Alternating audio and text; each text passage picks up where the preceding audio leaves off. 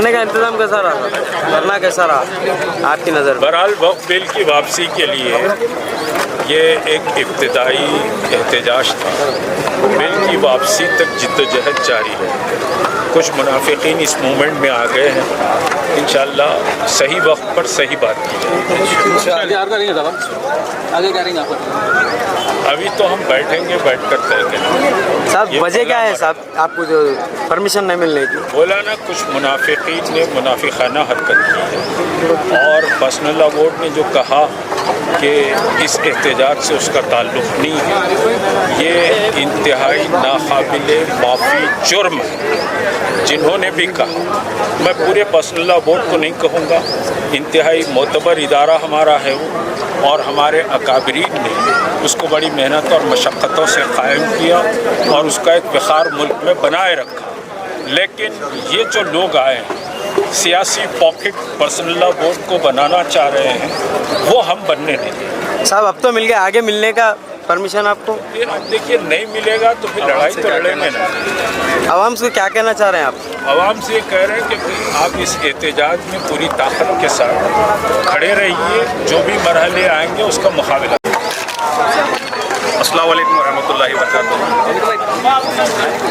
आज इंदिरा पार्क धरना चौक पर वक्फ के सियाह कानून के ख़िलाफ़ जॉइंट एक्शन कमेटी की जानिब से एक मार्च रखा गया था, तेलंगाना मार्च, और उसकी टाइमिंग 2 बजे से 5 बजे तक थी। अल्हम्दुलिल्लाह काफ़ी ख़वातीनों ने हिस्सा लिया, मर्द हज़रात ने हिस्सा लिया और लीडरान ने लिया, जिसमें हुकूमत के मुशीर मोहम्मद अली शबीर साहब है, वक्फ बोर्ड के चेयरमैन अज़मतुल्लाह साहब है, हज कमेटी के चेयरमैन खुसरो पाशा साहब है, साबिक़ा MP अज़ीज़ पाशा साहब है, कोटन राम साहब है, हमारे माइनॉरिटी फाइनेंस कॉर्पोरेशन के उम्मीदुल्लाह कोतवाल साहब है, कांग्रेस के हमारे फ़हीम कुरैशी साहब है, TRS के नियाज़ी साहब है, साबिक़ा minority finance corporation chairman Akbar साहब है, और आम आदमी पार्टी के काफ़ी लोग और जमात इस्लामी के और दूसरे जमात के लोग, काफ़ी लोग आए हैं। जिसको भी टाइम मिला और जिसको भी मिलत की फ़िक्र है, आए हैं। काफ़ी बहुत अच्छा यहाँ पे वक्त के ताल्लुक़ से बात हुई है। ये तो आपको कैसा लगता है कि ये सक्सेस हुई मीटिंग, प्रोटेस्ट सक्सेस हुआ? सक्सेस और फेल की नहीं रहती है, बात मौजूदगी की रहती है।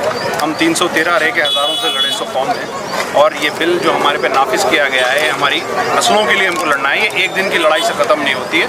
इंशाल्लाह ये तो शुरुआत थी, कंटिन्यूसली लगे हुए रहेंगे, अजलाओं में भी जाएंगे, हर जगह पे जाएंगे। और अवाम उन्नास से मैं एक बात बोल रहा हूँ कि जहाँ कहीं भी वक्फ का प्रोटेस्ट हो रहा है, ये मत देखिए कि कौन करा रहा है, हैदराबाद से करा रहा है या बिहार से करा रहा है, कहीं से भी रहने दीजिए, शामिल होइए, क्योंकि जमहूरियत में हैं हम। इसमें जमहूरियत में हमको सरों की गिनती होती है। जब हम अपने जो इख्तलाफात है वो अपनी जगह पे है, लेकिन जब ये बिल की बात आती है तो 232 MPs ने रात के 3 बजे तक जग कर इस मुल्क के आइन के ख़िलाफ़ आने वाले बिल की मुखालिफत की। उसी तरीक़े से हम हिंदुस्तान के तमाम सेकुलर लोग इस बिल की मुखालिफत करेंगे। तो अस्सलाम वालेकुम।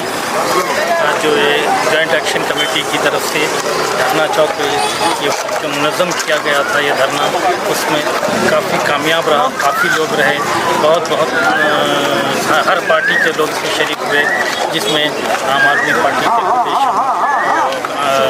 CPI और तमाम लोग शामिल हुए इसमें।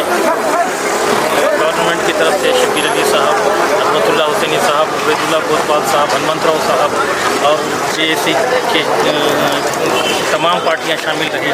और अवाम उन्नास से क्या कहना चाह रहे हैं आप?